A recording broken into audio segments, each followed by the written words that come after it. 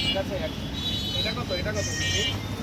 এটা আমরা স্যার মিথ্যা বলো 500 টাকা দিয়ে বললে আমরা দেবো। আমরা এখানে পাবো কত দাম কত সেটা বলো।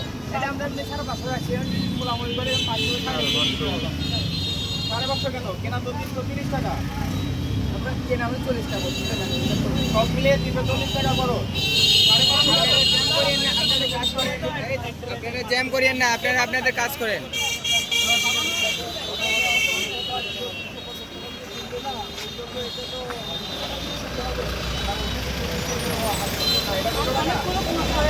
কেউ নিলে এটা 200 টাকা।